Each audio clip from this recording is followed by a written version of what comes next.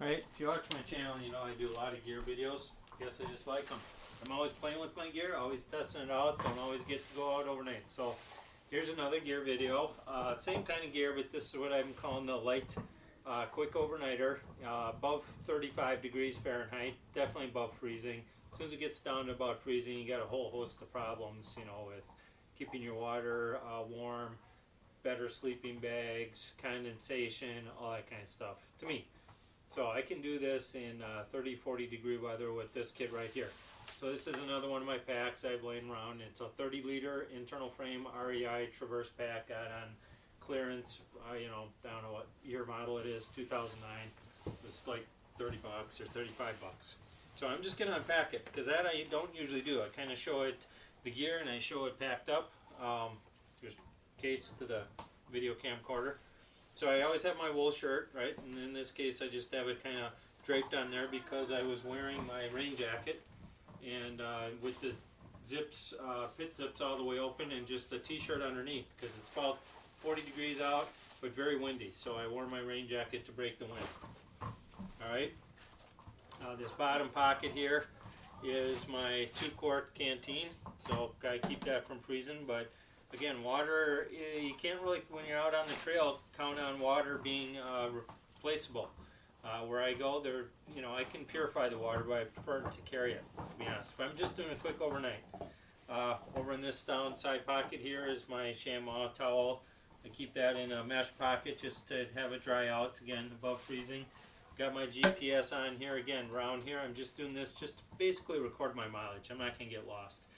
Batteries are an issue, but again, quick overnighter, a couple of sets of nickel metal hydride batteries, or a set of lithium non-rechargeables works fine. So I got that in the back. Over on this side, everything didn't fit in, so I have this extra pocket here, which is a REI brand, and I'll just kind of go through what's in there. A lot of this is just because it fit in here convenient. So in here I've got my cook set, so that's my pot cozy, 1 quart of water, my Nalgene, or my Glacier stainless steel cup, and then as you've seen for eating in a bowl, I use these two cup Ziploc, make some twist off lid bowls, right? And I have the lid for that. So that's in my pot cozy. That all nests together. That's my whole cooking kit. Again, quick overnighter, 1 or 2 nights, probably only 1 night. Also in here is an extra pair of the darn tough wool socks, my silk long johns, and then a little water container, collapsible water container, as well as the tent stakes that I showed you that can go into frozen ground. So that all goes in there just because it kind of fits. Now I don't really like putting clothes underneath water, but that Nalgene isn't going to really, they're in Ziploc bags, and that Nalgene's not going to really cause a problem. So it all fits in there. That's the main reason I put it in there, is because it fits so well. And there's a little extra outside pocket that I don't have anything in, because that's kind of full. Alright, this top pocket here is my open all folding saw. You know, I take that because I need to cut the poles for my shelter, and my PSK, and emergency blanket. So that all goes in that top pocket there. Again, mainly I put this stuff in here because it fits. This is really crammed. For my gear, the bulk of my gear, you need pretty much a 50-liter pack. And then this little outside pocket here is a little first aid kit. There we go.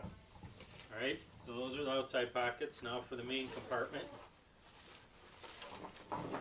Get in here. Alright, it's kind of bulky, but I just always keep it around. That is my cooking utensils. Right, so you've seen what's in there, but I will kind of go through real quick. I did make a little addition. There's some aluminum foil in the top to my for my pot cozy. Get to that in a second. This is my cooking utensils. I've shown you what's in there. My light, my fire spork, that rubber spatula, some Dr. Bronner's soap, concentrated soap, and really that's just about it. A couple other little things for my MSR stove in there, which I don't use. Pencil. So that all just goes in here. All the scrub pads is in there. So that's all that set.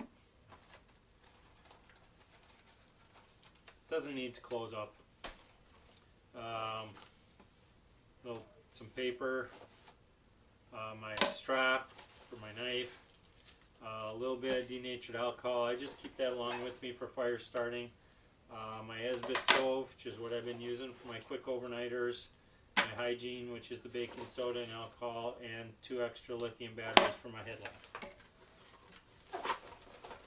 So that all fits in here. Again, this time I'm kind of showing you how I pack it and unpack it and how I use it out on the trail. It's a little bulky, a little heavy, but keeps everything organized. This also could fit in my 1-quart Nalgene if I wanted to. Alright, then here's the lid to my that 2-cup canteen. And here's the lid to my Glacier stainless steel cup. So those are my 2 cooking instruments. And then lately I've just added in, this is from my Zebra Pot, this is my little cooking pan. So if I'm going to make a little egg or a little bit of ground beef or something like that, just fits in about 4 to 5 ounces of meat, and you know, I can make a little bannock if I want or whatever. So that's my cooking pot, or I'm sorry, my cooking pan right there, and my 1-quart measuring cup. Now I've added that, I have that 6-inch baking pan, but again, bulk is an issue in this pack when I'm doing 35 liters of gear and trying to keep it compact. You know, bulk is an issue.